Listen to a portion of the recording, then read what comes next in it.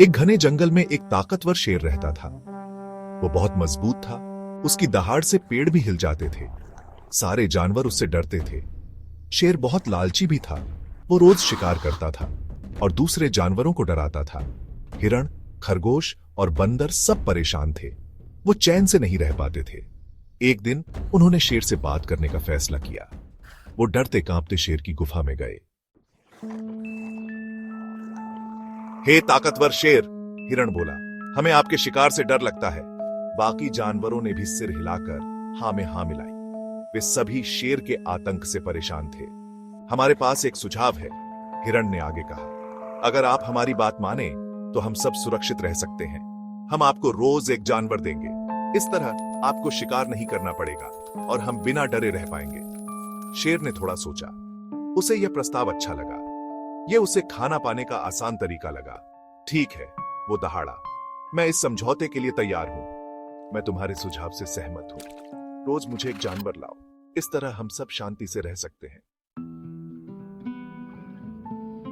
एक चालाक खरगोश जिसका नाम हॉप्स था ने इस सौदे के बारे में सुना। हॉप्स एक बहुत ही समझदार और चतुर खरगोश था जो हमेशा अपने दोस्तों की मदद के लिए तैयार रहता था। उसे यह सही नहीं लगा। उसे लगा कि इस सौदे में कुछ गड़बड़ है और उसे कुछ करना चाहिए। वो अपने दोस्तों को बचाना चाहता था। हॉप्स ने बहुत सोचा। उसने हर पहलू पर विचार किया और एक योजना बनाने की कोशिश की। उसके पास एक योजना थी। अचानक उसके दिमाग में एक शानदार विचार आया। चिंता मत करो, हॉप्स ने दूसरे जानवरों से कहा। मैंने एक योजना बनाई है जो हमें इस मुसीबत से बाहर निकाल सकती है। मैं कल शेर के पास जाऊंगा। मैं उससे बात करूंगा और उसे हमारी योजना के बारे में बताऊंगा। मेरे पास उसे चकमा देने की एक योजना है।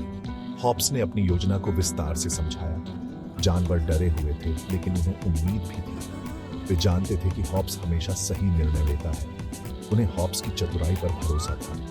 वे जानते थे कि हॉप्स उन्हें इस संकट से बाहर निकालने में सक्षम होगा।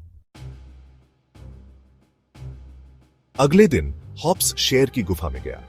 हॉप्स ने अपने छोटे से दिल में बहुत हिम्मत जुटाई और शेर की गुफा की ओर बढ़ा। जंगल के सभी जानवरों की निगाहें उस पर थीं, क्योंकि वे जानते थे कि हॉप्स ही उनकी आखिरी उम्मीद है। शेर गुस्से से उबल रहा था। उसकी आंखों में आग थी और उसकी दहाड़ से पूरा जंगल कांप रहा था। मेरा खाना कहां है? वो दहाड़ा भूख से हॉप्स को घूरते हुए। शेर की भूख और गुस्सा दोनों ही चरम पर थे। हॉप्स डर का नाटक करते हुए हकलाया, महाराज, एक और शेर जंगल का राजा होने का दावा कर रहा है। उसकी आवाज में डर और चालाकी का मिश्रण था। वो आपसे भी ताकतवर है।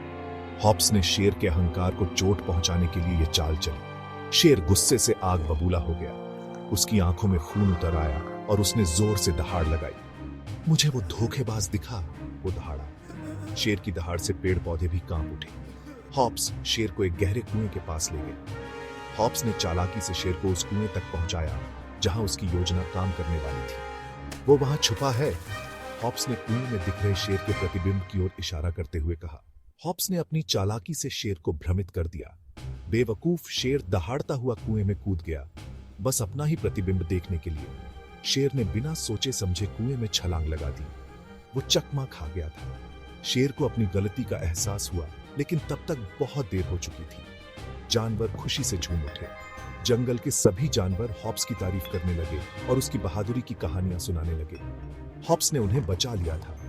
हॉप्स की चालाकी और बहादुरी ने सभी जानवरों को सुरक्षित कर दिया। उस दिन से वो बिना डरे रहने लगे। जंगल में अब शांति और खुशी का माहौल था और हॉप्स वो उनका हीरो बन गया, ये साबित करते हुए कि सबसे छोटा प्राणी भी सबसे बहादुर और बुद्धिमान हो सकता है। हॉप्स की कहानी अब जंगल के हर कोने में गूंजने लगी। याद रखना बच्चों, दिमाग ताकत से ज्यादा पावरफुल होता है। हॉप्स की कहानी हमें सिखाती है कि बुद्धिमानी और साहस से हम किसी भी चुनौती का सामना कर सकते हैं।